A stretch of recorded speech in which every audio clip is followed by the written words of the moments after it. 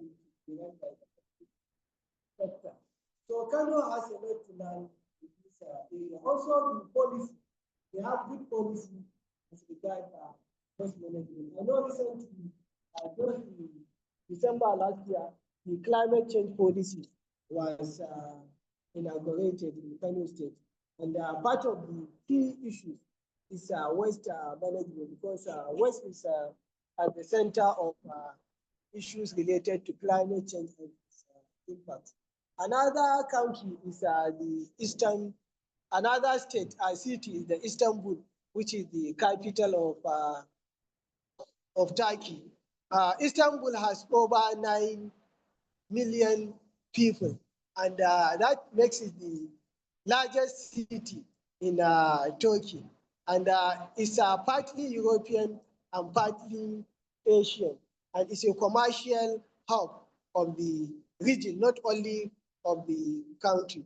And because of that, they have battled with the waste management in the past. But some of the measures they have taken to make it successful in their waste management is the issue of waste to energy plant. So Kano has a lot to learn in this regard. Also, they look into the zero waste project, whereby you recycle your waste, you create what you call circular economy, whereby every part of the waste is as good as nugget. We used to say nugget. So in Sanya, every part is useful. The same thing with the waste. So what you consider as waste, somebody can take it and use it. And that's why it's good to have a landfill system, a structured landfill. Also, organic waste are largely utilized for fertilizer making and for producing other products, biogas. Also, they formalize the informal sector. So we can learn to formalize our scavenging and informal way of collecting waste. Baban Bola issue need to be addressed. We find a way to upgrade them through giving them education about waste management. Sanitary landfill was constructed. Up to today, Kano doesn't have the fitting sanitary landfill as far as waste management is concerned. Then public awareness is very important. So this is what the Istanbul has done. Another country where the lesson can be learned is the Cairo, which is a city in Africa. It is the largest city in Africa with over 15 million residents. So it is 3 times the size of Kano State, Kano metropolis in terms of population. And if they are able to succeed, I think Kano too can succeed. Some of the measures they have taken include what we call integration of informal sector, just like what happened in Istanbul. So about 60 to 80% of the waste is managed by the informal sector. They upgrade their informal sector, give them education, and introduce them into the best practices of waste management. They create employment for their people. Public PPP arrangement was also being introduced, and then landfill management and waste to energy has become a cardinal issue in terms of their waste management. Community engagement and awareness, and then policy and regulation. The last lesson is not from a specific city, rather from a region, from Malaysia and Indonesia. There they introduce certain measures, but the most important one is the use of religious leaders, because in Muslim communities, religious leaders exercise a lot of influence. I don't think there is any professor in the Nigerian university, unless he's also an imam in the Jumu'ah mosque, that is as popular as any imam in his own locality. Do you get it? So because of that, the imam exercise a lot of influence, both in your house, everything. So if we can bring the imam into the issues of waste management, and we generate a lot of waste in our mosque, and immediately after Jumu'ah mosque, the mosque is turned into markets. So a lot of waste is being produced. So if we can bring these people, I think it will solve a lot in terms of waste management. I know Triple IT and the Faculty of Arts and Environmental Science sometime last year organized a workshop on how imams can go into the issues of climate action. And waste management is at the center of climate action. So they produce what they call Green Imam. Green Imam is an imam that will write khutbah on issues of environment, issues of waste management, and they make it a regular thing in their mosques to teach people to avoid waste, to reuse waste, to recycle waste, and not to dump waste anyhow. And through that, they were able to find a lot of solution as far as waste management is concerned. And finally, recommendation was made on issues of establishing sanitary landfills and transfer stations, which I know Lagos State, the NOMA, is doing a lot in this. Also, pilot waste bank, whereby you have a large collection of waste for informal recyclers. Then formalize our Murtala cooperation and utilize them in waste management. Engage mosques, ulama, and madrasas in creating awareness about waste management. And then PPP arrangement, not the elitist PPP, but the one with the local society should be given emphasis now. We should also build cooperation, and through what we call introducing the ZAPA or kind of movement, whereby a movement will be created where everyone will consider making Kano clean as first priority of in his house, himself, and within the immediate environment. I think this is the gist of the paper. Thank you for the Alhamdulillah. I think, brothers and sisters, you can understand why I said the presenter is no more my student.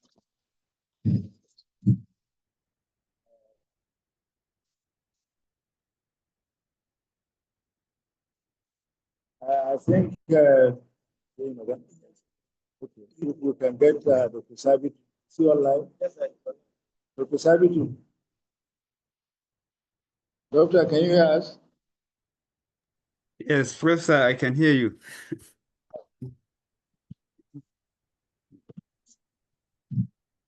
Can I just share my screen so that I can speak for just 5 minutes? Thank you.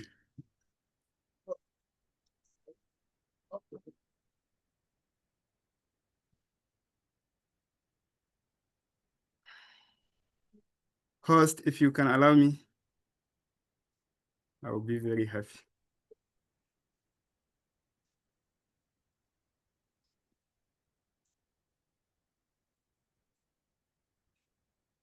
Yes.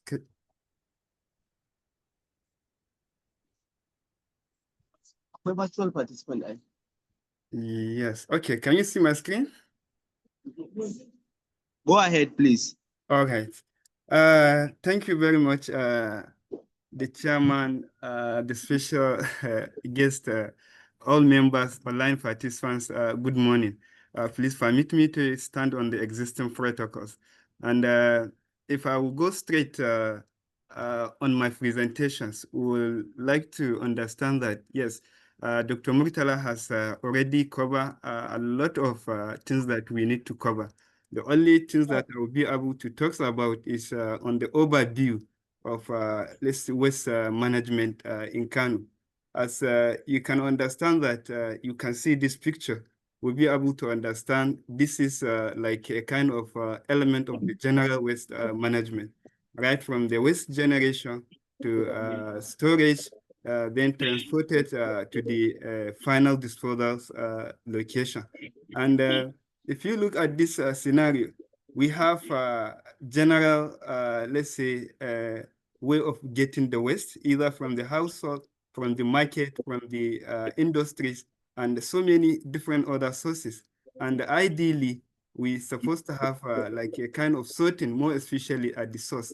And this sorting will really help us in order to come up with a kind of treatment options where we have seen a lot of scenarios that happen in most of the Muslims countries, like the Istanbul that we have had, the United Arab Emirates. Most of them, you can understand that part of this waste treatment that has to do with waste to energy, has to do with compost fertilizer, has to do with biogas. It is usually being sorted right from the generation point. And we would like to understand, coming back to the Kano, as we have had that, we know that we have different kind of residential zoning, in the sense of we have high density areas, which usually the low income earners, and we have medium density areas, which is usually the flat, as well as we have the low density, which include the GRAs. And a lot of studies has indicated, or researches, the kind of waste generation, the kind of amount of waste that come off, or that each and every person is generate from that particular segment. And this data come off that, for instance, in low density, usually we are having this 0.81 kilogram per person per day, while in the medium density is around 0.21, as well as in the high density. And looking at the waste in Kano, we have like a kind of waste composition. And part of this waste composition, we understand we have metals, we have two broad categories, which is organic and inorganic. In the inorganic, we have the plastics, the metals, and what have you. But looking at the organic, being part of the larger amount of waste generated in Kano, because 60 to 70% of the waste that is being generated in Kano is usually organic. And we come to understand that the low density and medium density usually produce the higher amount of organic waste, while the high density produce the lower.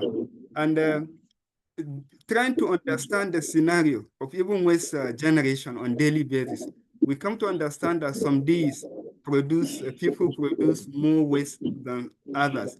Like you can see on Monday, usually the kind of generation in both high density, medium, and even low is even going higher. And you can see even on Saturday, the waste generation is also getting higher. So some of the days, more waste have been produced more than other days in Kano. And looking at the compositions, and not only household waste that we are able to have a kind of good understanding, even the dump site that we have. In Kano, we have what we call a formal dump site, and we even have informal one. But when we say the formal, usually they are the kind of dump site that the government has been put a kind of recognition to say that, yeah, this particular dump site is being allocated for formal waste disposal. And in Kano, we have two part of the formal dump site, and we selected two major dump sites, like the Mimalari, which is in Nasara local government behind the Akata Fire Service. And we have the other one, which we call Kotrot. And we were able to come up like a kind of comparison, despite that this data is not this year, but rather than it's around 3 years back. And we are able to come up with this kind of composition of waste at the dump site. And you can see the ceramic, the nappies, the food waste, and even the others, which includes the dust and the fines. There, we also try to understand the kind of waste that comes from the market areas. And looking at the markets, yeah, we know that we have some of the markets that are more exotics, and we have specialized market like the Naibawa, Elemu, Enkaba.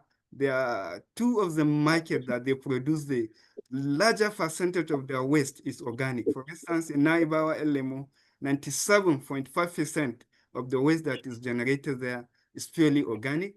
Only small portion of it that composed of inorganic. The same thing with Enkaba market. You can understand 99.8% is organic. And with this presence of these two markets, we know that, yeah, in Kano, we have a high potentiality of if we have compost fertilizer, we assure the supply of the raw material to these facilities in Kano. Then we come to understand even the inorganic aspect of it.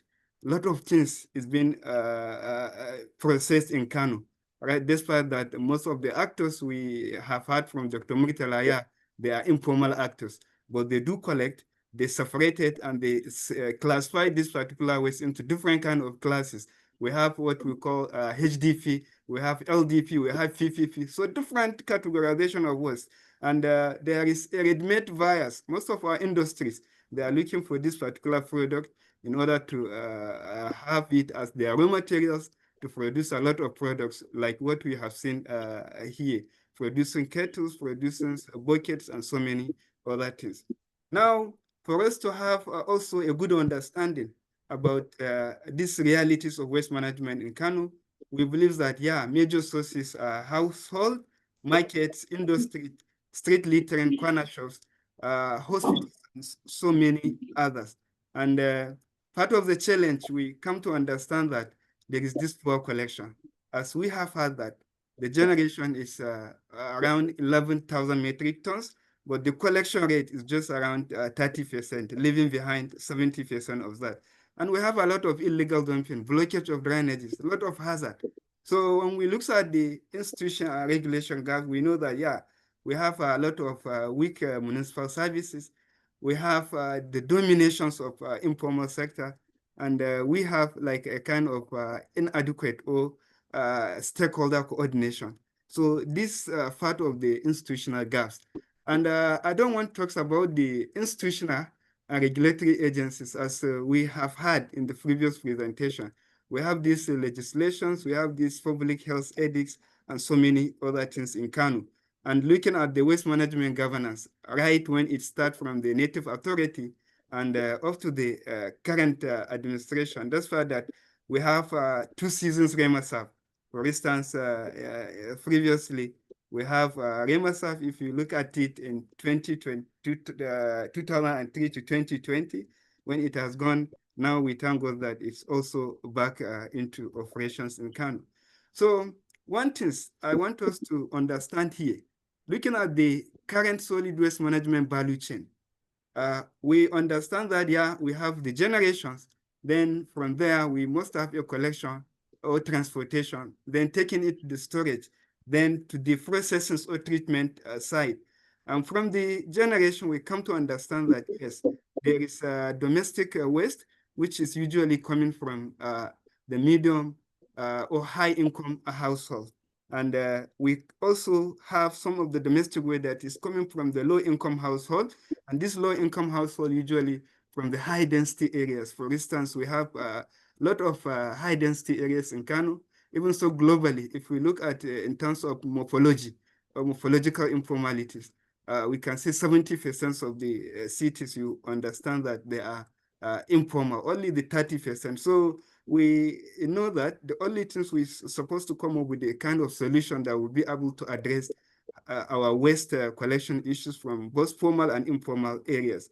And other sources are from the markets, from the industries, from the medical or healthcare facilities.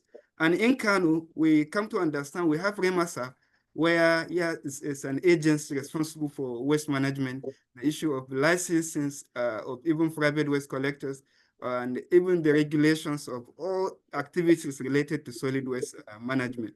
And under them, they have a kind of registered PSPs that we call private sector participation.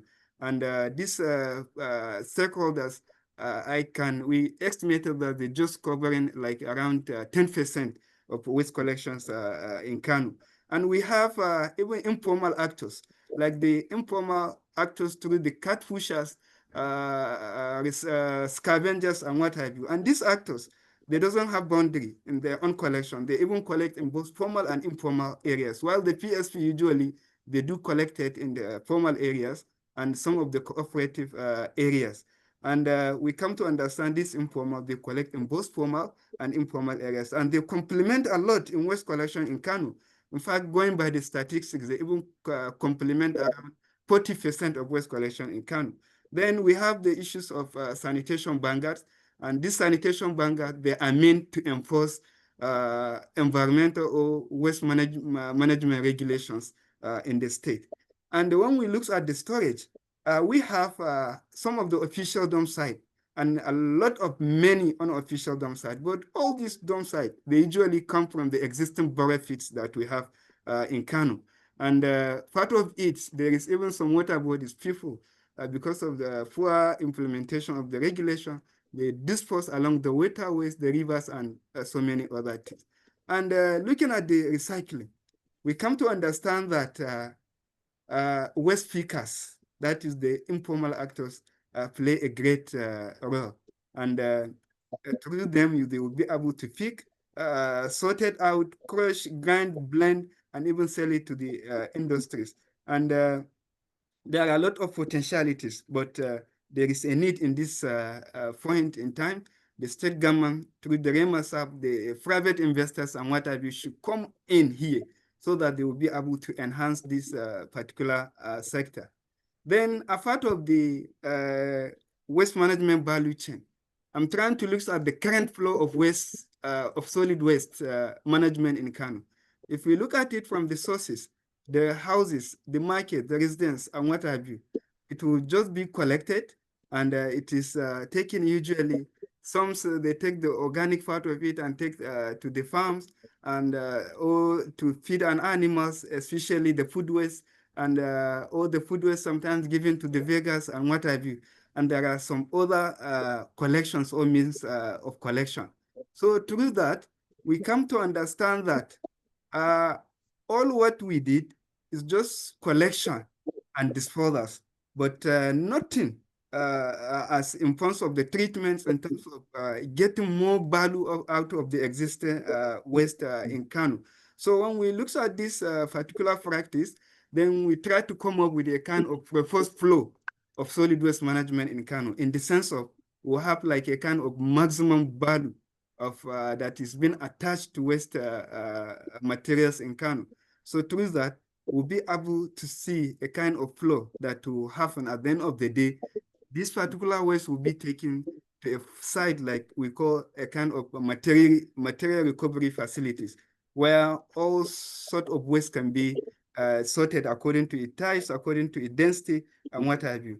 And through that, we'll be able to have like a kind of recycling plan.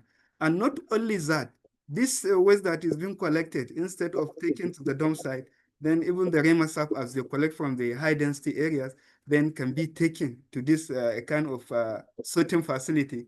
And in the sorting facilities, then organic will go to the compost section, the inorganic side of it will go to the recycling, as well as the minimal portion of it that will remain, possibly as a fine, or some of the inert materials can reach to the final dump site. So I think this is where I'm supposed to stop. I'm happy to be part of this seminar. Thank you for listening. Thank you very much, the two presenters. I'm sure now can all be confidently say that we are familiar with the situation of waste management, Kano Metropolis. Papers describe Kano Metropolis, the concept of waste management in Islamic cities, what Kano needs to learn, and how Kano should learn in order to have a sustainable waste management in the city. I think the next stage is for us to hear comments, response, and I think in doing that, I will start with the Prof, Professor Ahmed Ilyasu. Yeah, maybe I will ask him to, not questions, or comments. So that Thank you very much, Mr. Chairman. I think I don't have a question for that. I'm only here to give a few to my director, Murtala, from the Career Service Center University. In fact, when I saw invitation, I know that I realized someone from career science unit, obviously this is an opportunity to express the general public. So, most especially the title is actually clipping on Islam and Muslim. And this is what we generally like. We just venture into business, small businesses, or big businesses, but we don't keep concern to what other provisions made in our religion. So that's why I think inshallah I have to attend and benefit from the presentation.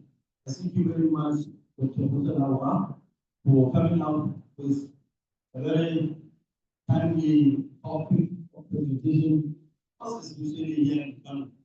And this is the problem we are experiencing day out in our neighborhoods, where you can see just the boy around 6 a.m. in the morning, sir, just coming with the bag, just learn whatever was left around your house. In fact, my family planted some music, the viewer, the biggest 3 hours of the remaining by just taking out. This is un-Islamic, and it is haram.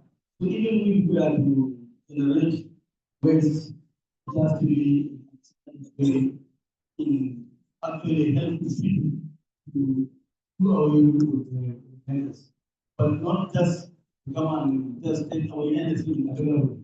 You will almost all the posts bought by you find from the area by carried out by those people that are homeowners. So you look at it, and when you go to the market, they will tell you they are not buying things that were stolen, but still, they are the people that are patronizing people to go and deliver them in and outside our environment. So thank you very much for that. And sure, environment very central to our life, and whatever we are going to do, we must use an environment. I'm not from geography, but I'm from education, where we know we do and from many sources. We know there are different types of environment, and I think the focus of this presentation is on physical environment and how we are going to actually manage that environment with regards to waste that we are exposing day in, day out. Alhamdulillah, when I arrived and the chairman started talking, I realized that this is a very good place for life. Because I don't know that someone could actually measure someone's social status based on his waste. So we have to be very careful about what we are exposed so that we cannot invite EFCC staff or another into our houses. So thank you very much. I would like to also thank the participants for patronizing and attending this very important lecture. I'm sure all of us here have been. Even though we not there during the online presentation, at least we are going to have a definite important to things that have years to be able to actually learn, go and have a homework. Because these people have to go work and sit down.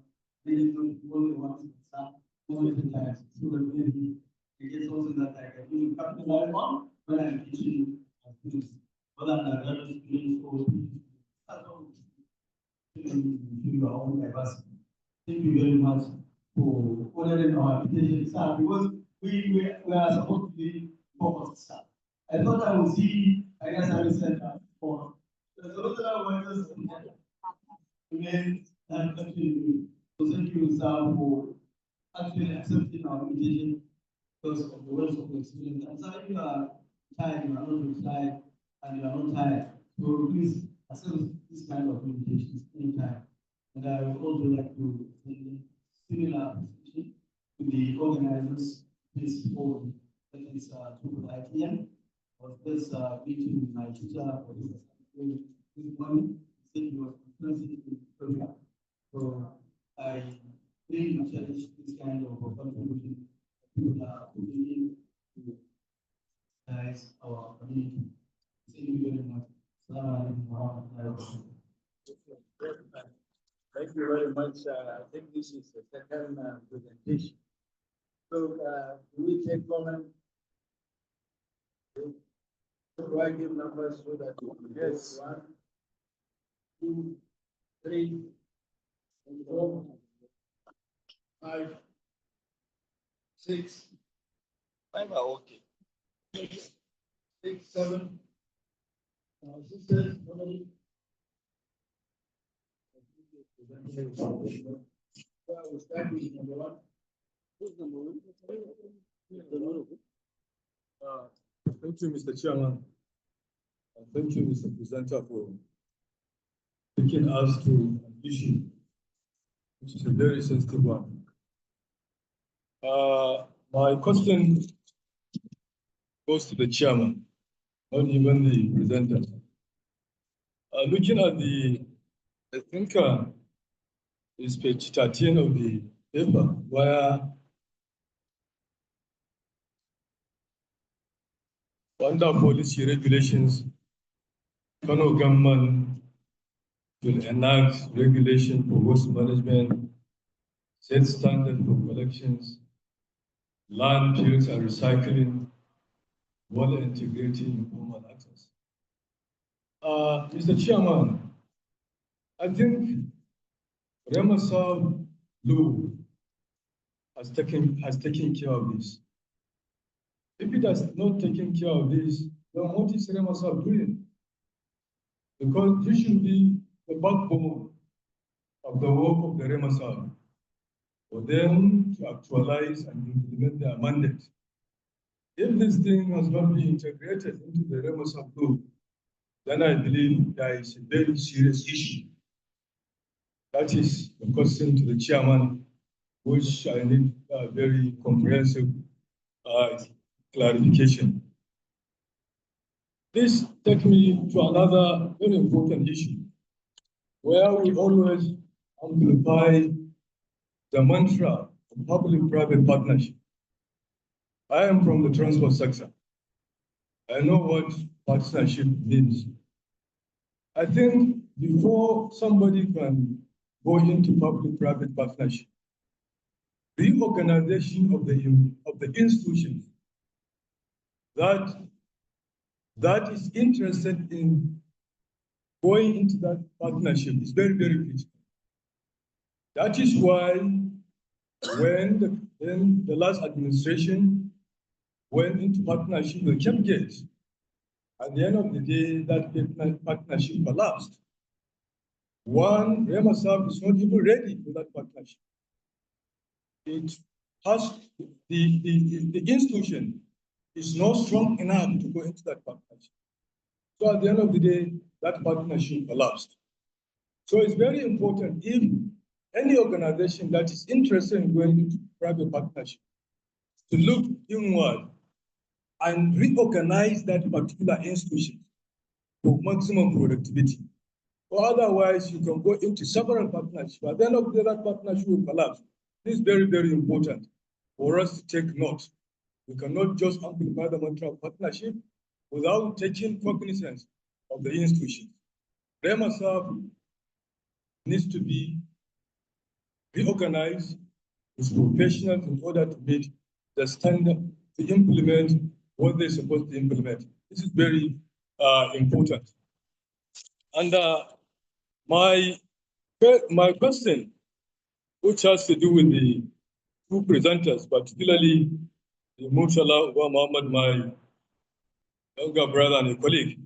I think the lesson learned, what what Kano states are supposed to learn from these countries where you made mention. I was beginning to ask myself one very critical question. What is the system of governance in those countries? Which is very, very critical. Most likely these countries, they are looking at waste management as a social service.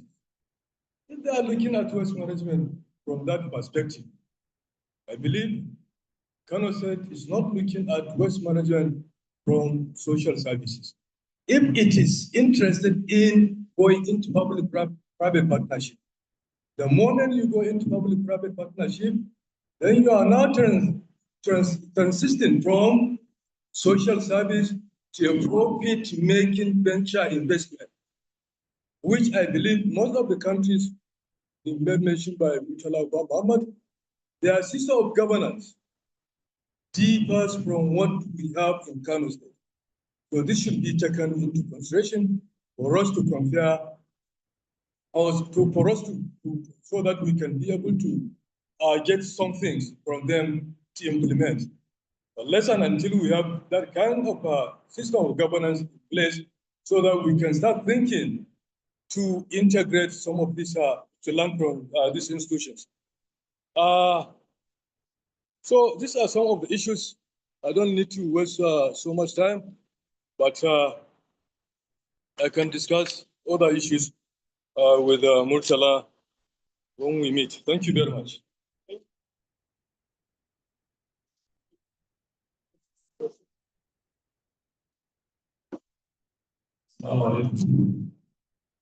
I thank the presenter and commend him for giving us a nice topic, which we have all benefited from.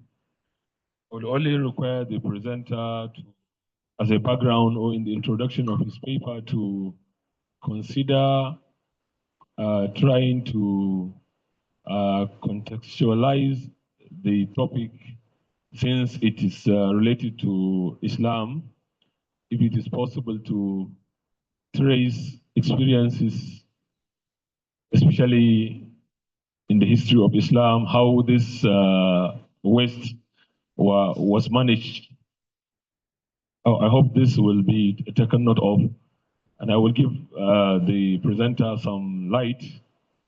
For example, we read in history that whenever there was a battle between Muslims and Kuffar, after the battle, the Prophet ﷺ would mobilize his companions to stay at the battlefield so that corpses of both Muslim martyrs and non-Muslims who were killed would be properly buried so that there will be no pollution of the environment. So this is, I think, an excellent example of waste management, and I know it will be very, very useful for the presenter. So I hope this will be taken note of. Thank you so much.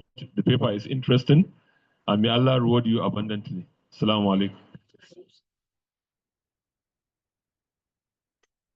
alaikum. Thank you very much, Mr. Chairman. Let me also join others in commending the presenters for the wonderful presentations. I have 3 questions.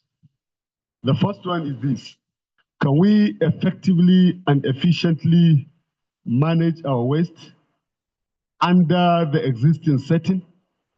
I ask this because we have large swaths of informal settings, if I may call them these, informal settlements. And there may be a connection between the nature of settlement and maybe waste generation, and by extension, management. So considering the nature of our settlements, can we effectively and efficiently manage our waste without first altering the nature of our settlements? That is one. 2, I found your argument on the relationship between population density and waste generation very interesting. Though I'm quite aware that you use waste generation per capita, not the overall waste generation. Now, could the relationship still be the same if we take overall waste generation? Can areas with low population density still have higher waste generation? Meaning, is the relationship going to be the same, an inverse one, or is it going to change? Okay, I said I found your argument on the relationship between population density and waste generation very interesting. It shows that there is a kind of inverse relationship between population density and waste generation.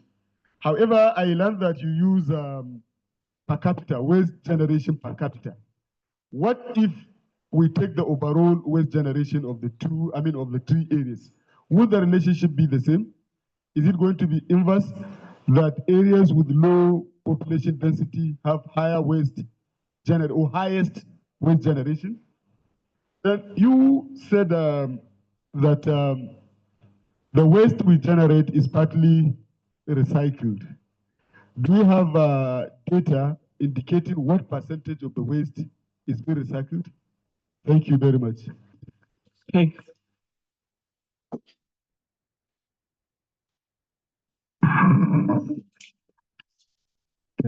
Thank you, Mr. Chairman, for giving the opportunity. And also, I want to congratulate the speaker for such a wonderful presentation. I want to dwell on Prop's practical approach in the beginning of his talk.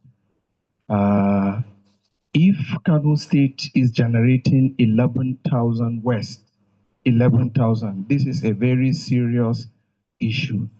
The paper, somewhere in the paper, it was mentioned that in the Quran maintained that the issue of waste management, the impact is not only on environmental, but also on moral and spiritual issues. Now, moral and spiritual issues has to do with some behavior.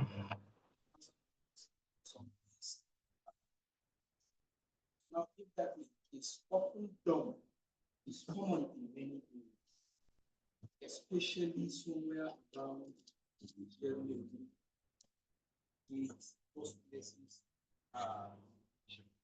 So I want to know, yes, why are people West openly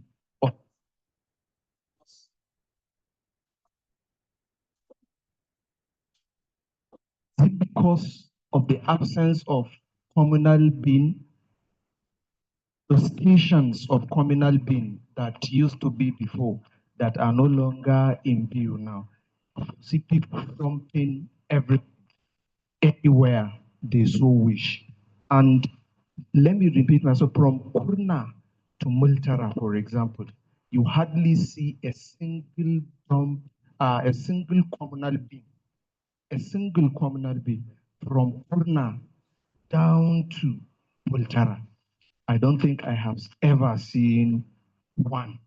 Now, using rational thinking theory, one may understand that people know the consequences of dumping in an oven. You block roads, you are creating disgusting view, inviting unwelcome smell, all those things are also to be considered. So now the question for the speaker is, what is responsible?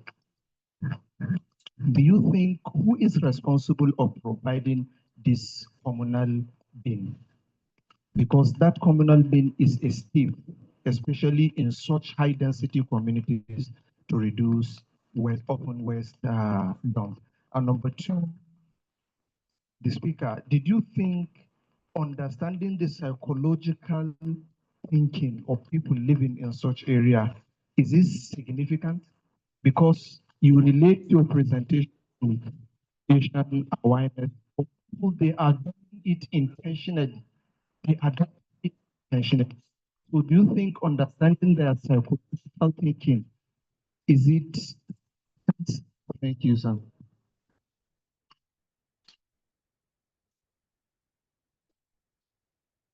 Bye-bye.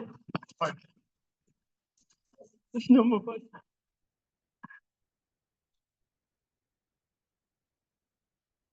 Assalamu alaikum. My contribution is about the underage children, underage waste collectors, underage waste collectors.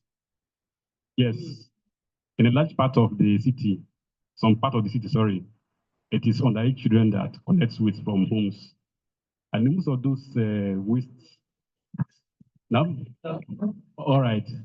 I said in some part of the city, you find out that underage children, underage workers that collect waste from homes. And most of the waste from homes are actually organic ones. And they support groups of microbes.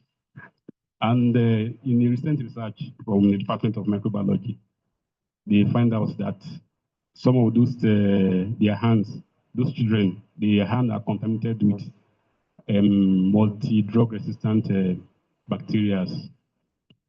And it's a very serious issue that multi-drug resistant bacteria is a very serious issue that the scientific world is really fighting. And you find out that most of them, because of their age, they are not conscious of the detriments of handling those wastes. So when they go to, for even within the time they spend in the dump site or collecting those wastes, if it's time for salad, they go for it. And they handle kettles to like further this thing. So there's need for, in the time being, that there's no option for that now. They should conscientize them on how to handle those wastes. Thank you.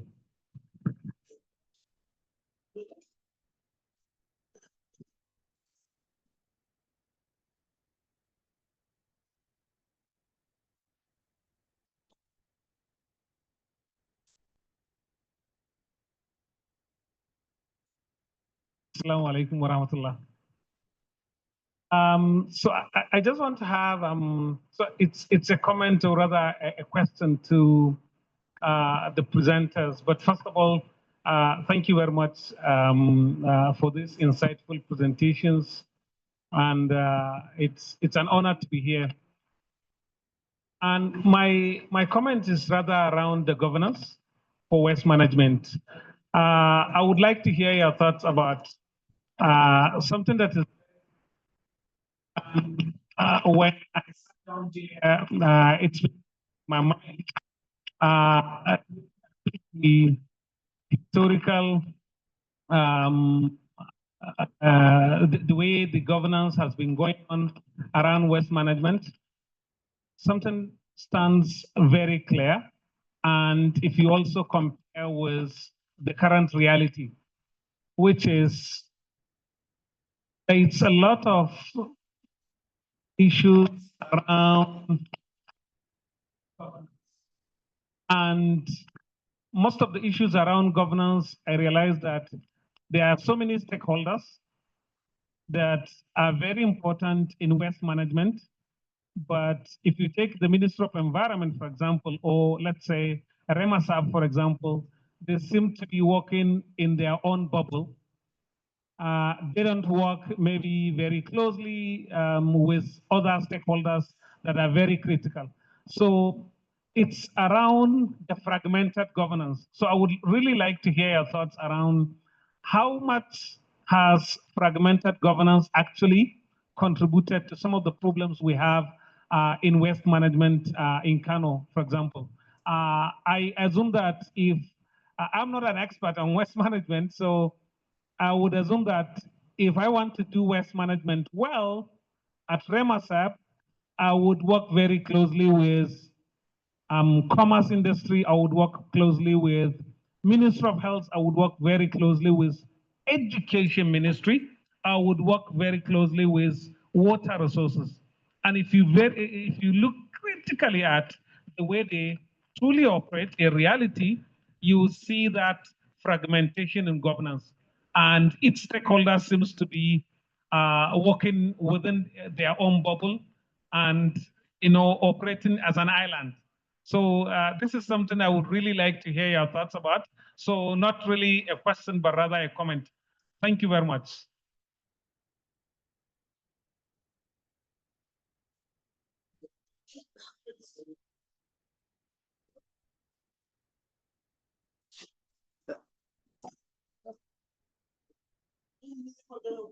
See that CDA. Okay. What is his name, sir? Professor Murtala Budamasi.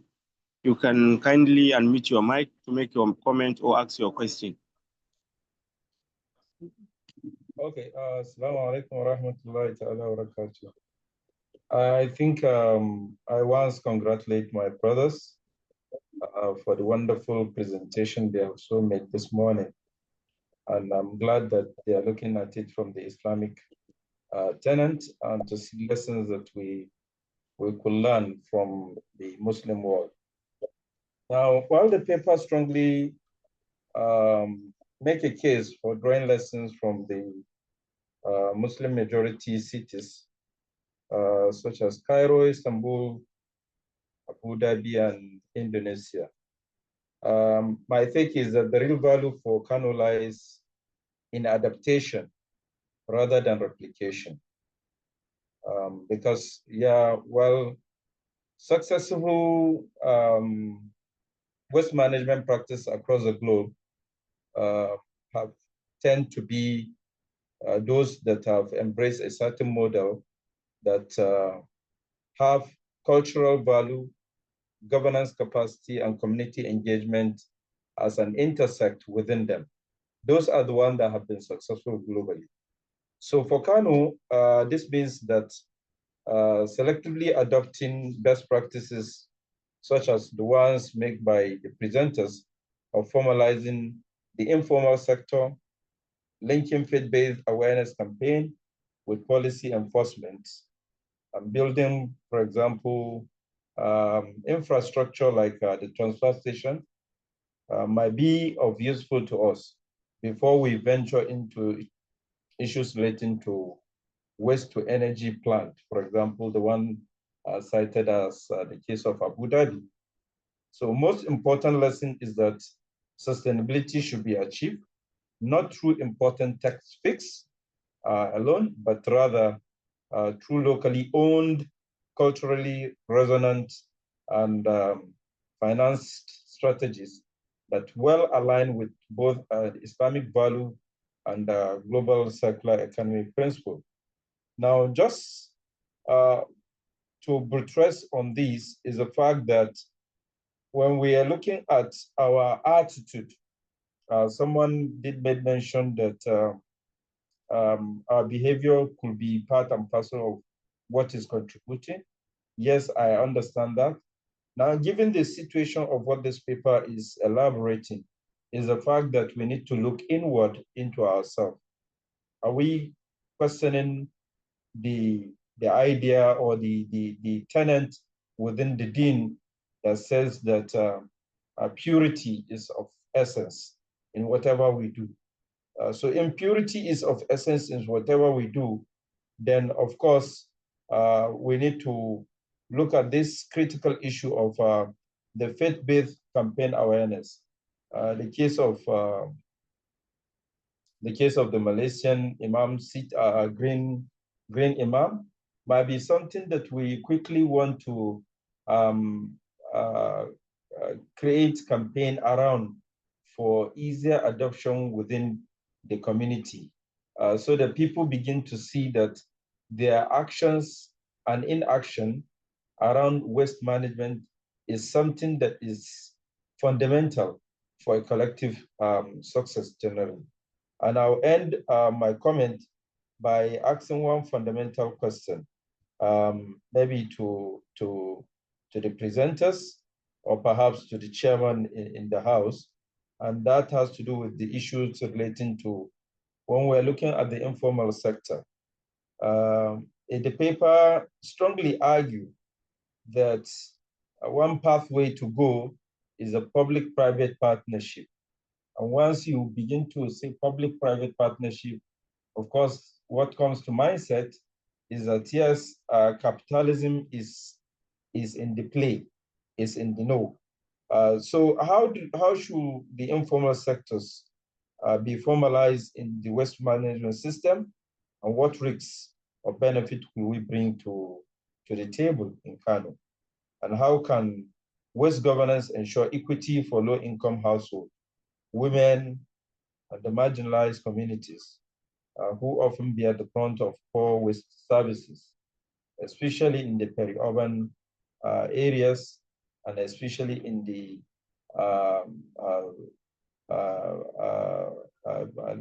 slums that we have within the city. And then if we are really looking at it from that perspective, what lesson can Kano draw from the Cairo's recognition of the Zimbabwean informal recyclers? Thank you very much.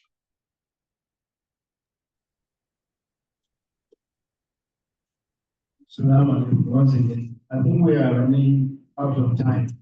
So we just have to quickly wrap up. But I think I still want to bring us back that we are looking at the Islamic perspective. I think a lot of the comments to me are taking us away from why we are here. And I think I want to emphasize that the Islamic perspective does not look at the materials in West, rather the value in health and information. Now, let me just highlight once again, just a rhetoric question.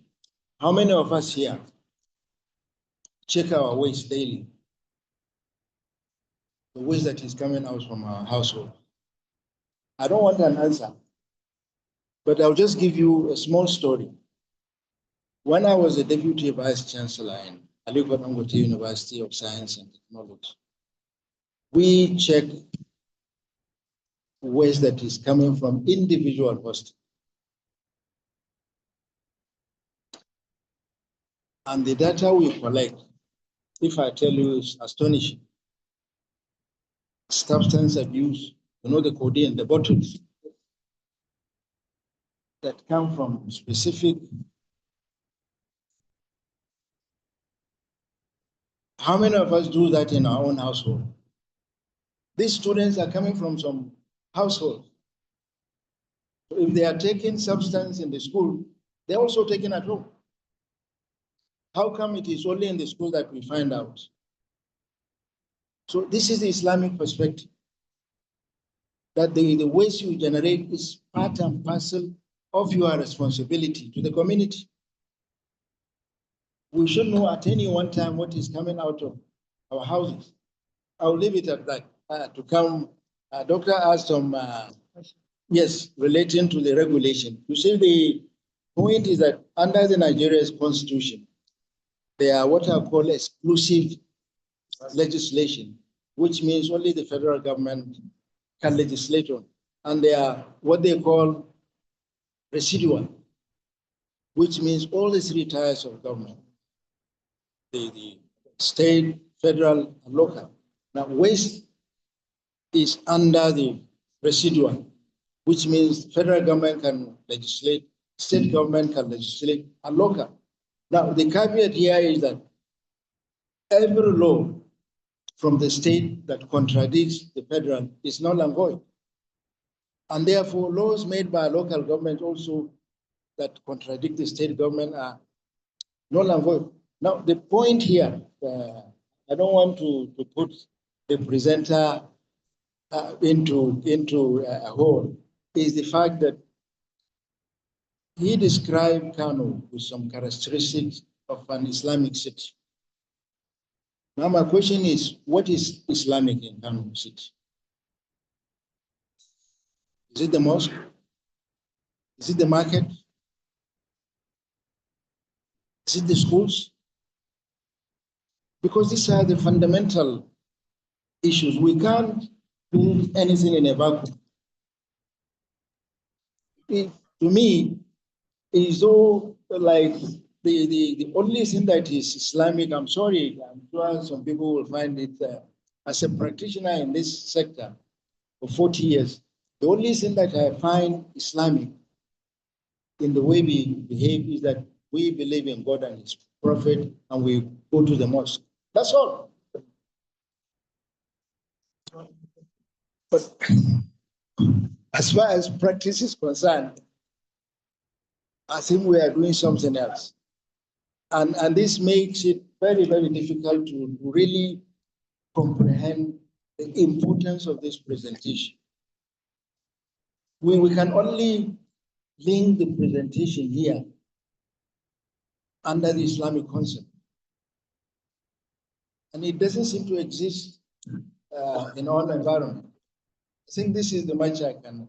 Some of the other issues, I think I'll leave to the presenter in 10 minutes. So that I think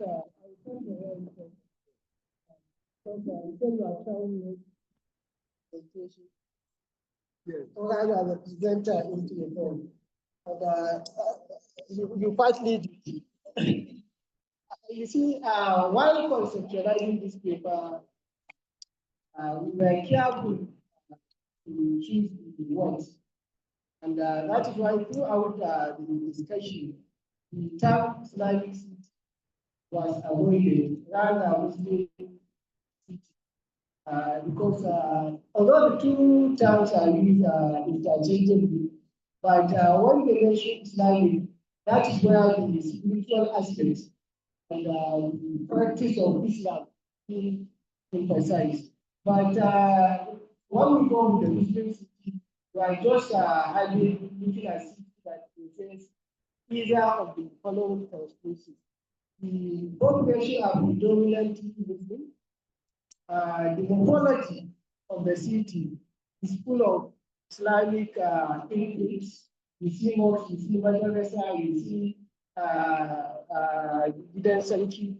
And when you look at Muslims, not only Kano, you can see that the question of Islamic, in the true sense of adhering to Islamic principles, are fundamentally missing in most of our daily life. But the obvious is you see what you see majority going to where, and that's what Muslim city emphasize. When I begin to read the literature about Islamic city, Muslim city, I find this diagram very interesting. So Kano might not, of course, our attitude and the way we behave, it said a lot regarding how Islamic our practices and our attitude, our behavior is, and that is why one of the people, I think, is Yusuf of Islam, he said that I went to Muslim world and I didn't see Islam. But when I went to some part of the world that is not Muslim, I see Islam. Not because the Muslims have negated their religion, but our practices, our attitude, our behavior is questioning our really Islamic identity. And so this is talk for another discuss. I think I'm sure this will address Muslim, it's one of my professor and director. I think the next thing is career out of West. And I think that is part of what we should put the students, yes, career out of West. I believe with the help of some experts at Ministry of Environment, we can sensitize our students this issue. The issue of Nura asked about the issue of what is the system of these countries.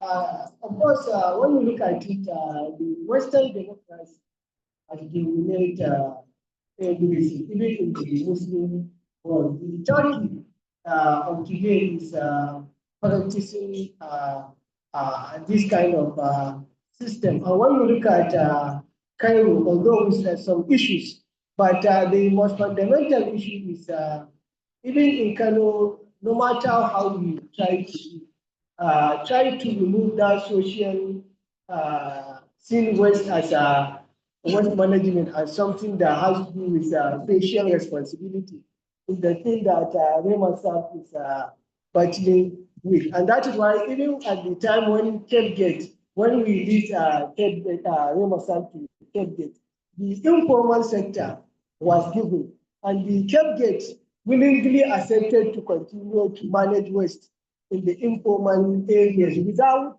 charging. And I think that is part of the reason why Cape Gate find it difficult to manage the waste. And I think we rush in trying to lease Cape Gate without to lease Remasab to Cape Gate without making a good arrangement and critical assessment of the situation. And you are right in that regard.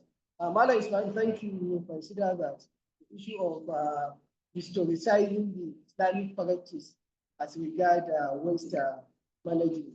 We are trying to avoid this space, but we'll give it at least 1 or 2 paragraphs to put it in context. Can we effectively and efficiently manage our own waste under the current settlement arrangement? The answer cannot be a simple yes or no, because you see that is why everybody is kind of going for the West. But the problem is, who do you pay? Do you pay the responsible agency, or you are paying somebody? And whether the person you are paying is really offering the kind of service that you want to. And that is the issue. Even in informal areas, these are children, young children, they used to go to our houses, they collect our waste and we pay them. The problem is they cannot manage it effectively. They take it from our houses to the waste collection or on the road, because the arrangement was that during one of the first administration, the state government within the city decided to acquire plots of land. They are there all over for waste collection.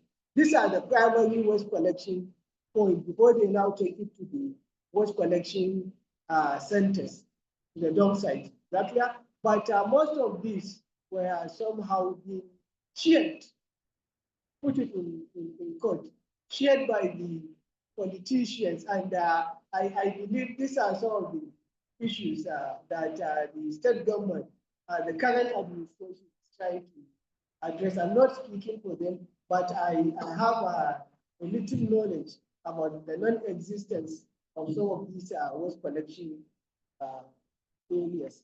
The issue of relationship between waste and population density. You see, the population density and the economy and the way of life are somehow interwoven. So if somebody is living in high density area, you discover that the majority of the people living there are poor, whether we like it. And their economic power, their purchasing power is low. And that is why the per head generation waste is generally lower than that of low density area, because economy comes with affluence. So the rich will want to have more and more. And because of that, they produce more waste.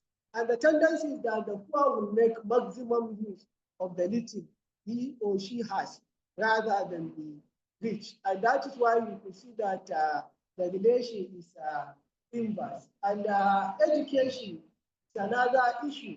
Although the education makes someone rational, but at the same time, leads his or her economic status, and their purchasing behavior tend to be somehow within the higher side. And that is why the waste generation is higher among the high income, low density areas than the head generation in the low density area.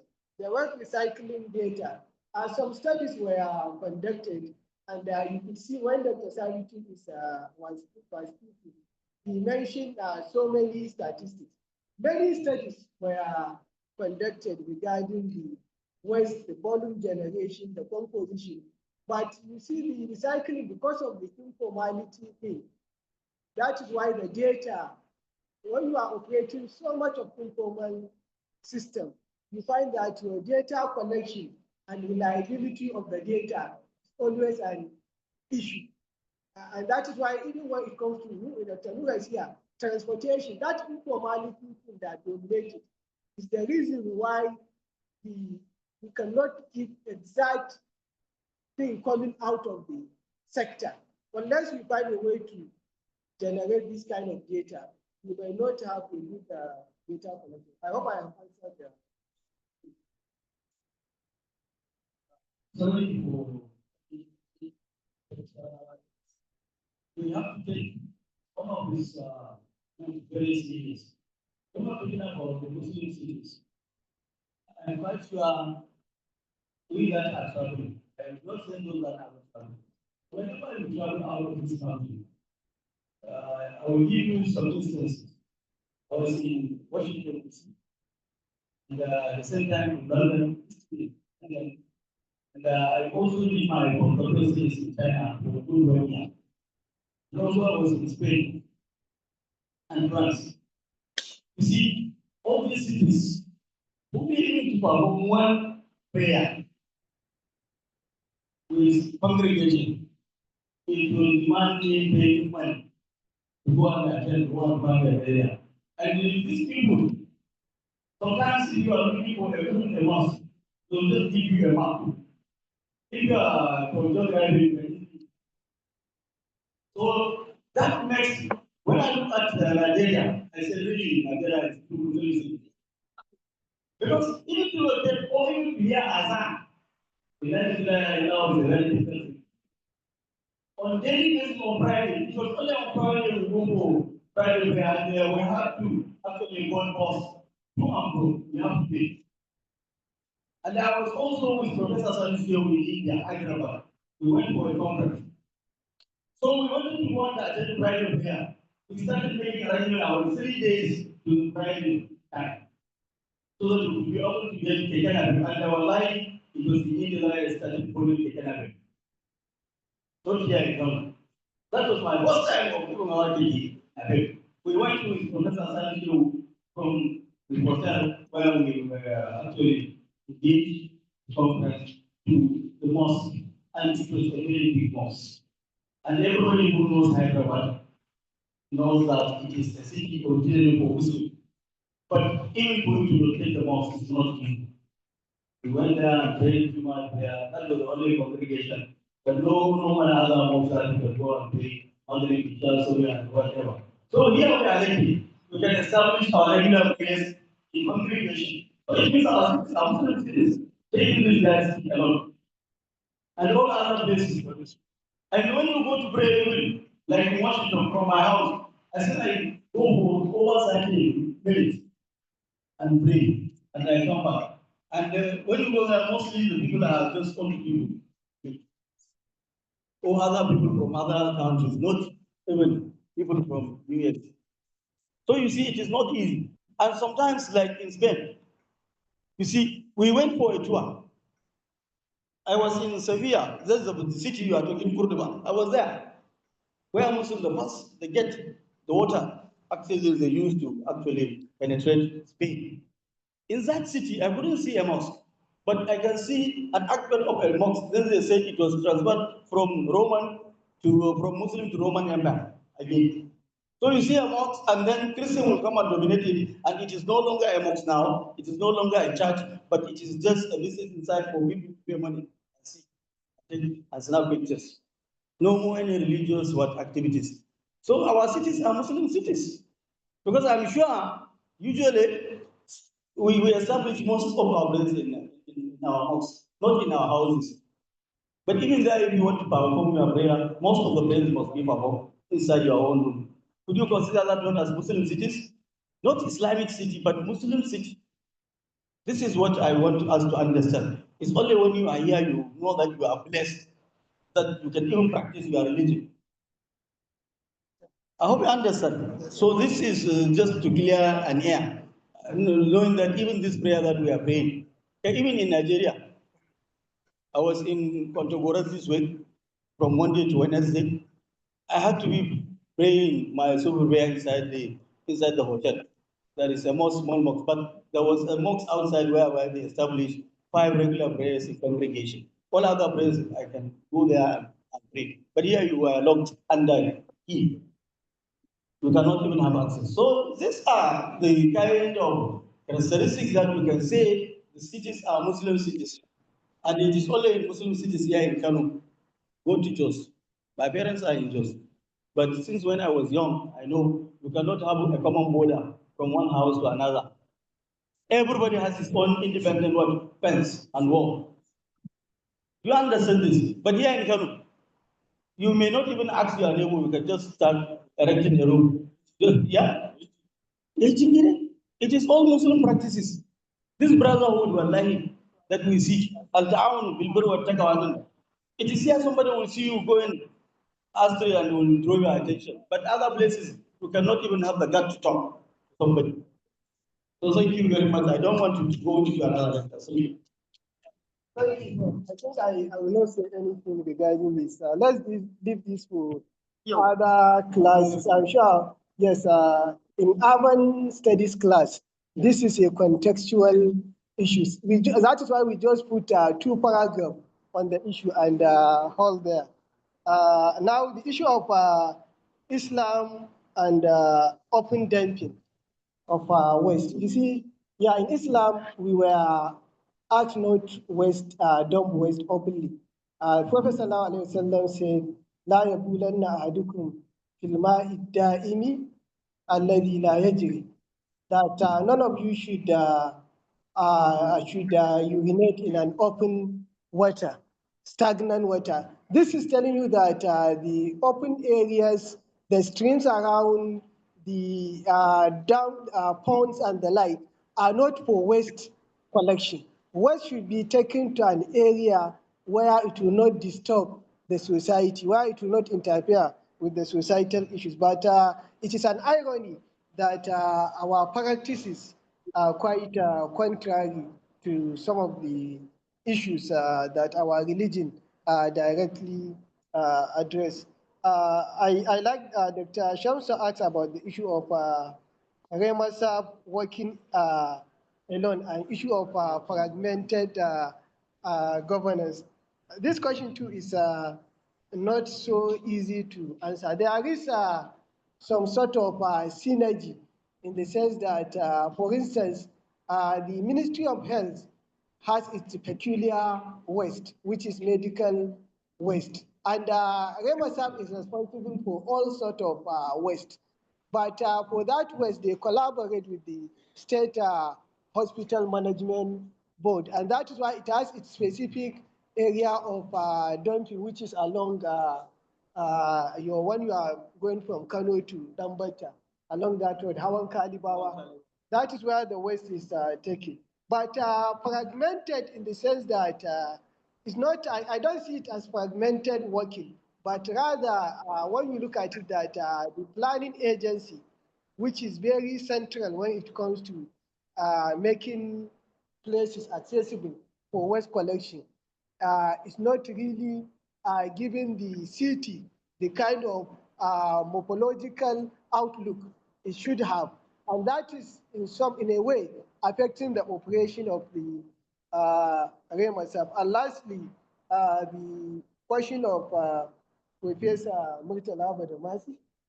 My teacher asked question about formalizing the informal and the issue of PPP and what is the issue, because whenever we mention PPP, you discover that we are pacing away the informal sector, giving it, making it for the elites to take over. And I think that is why we said that when you look at it, we are trying to learn the practice from some part of the world whereby the informal sectors were incorporated into the partnership. And there is a way to do that by creating a sort of cooperative among them, by training them, and by empowering them.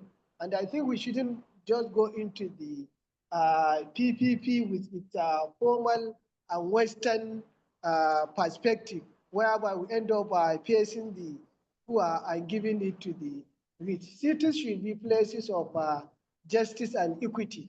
And unless you have that, you could not have a good quality and livable city. Thank you. One thing, let's thank the presenters. I think the responses to this question show a lot of take-homes. I hope we've learned a lot. I think the biggest lesson today is for us to really reflect on the fact that Islam is more of practice. Concepts in Islam are not mere issues of faith, that I believe in something and it stops there. I think this is the most important lesson in this. And I want us to go back and reflect on it and look at our city. Prof said, elaborated to the concept of what a Muslim city is. But I think in reality, what you find in Seville, what you find in Paris, what you find in Washington, these are Islamic concepts. being practiced by people who are not Muslims. But what you find here are Muslim people that do not practice Islam. I think this is the message. And the choice is ours. The choice is ours. If we want to live like Washington, then we have to practice our faith. And once again, I think our time is up. I want to thank everybody that is here. And I think I have a man before we go. You have the last shot because he closes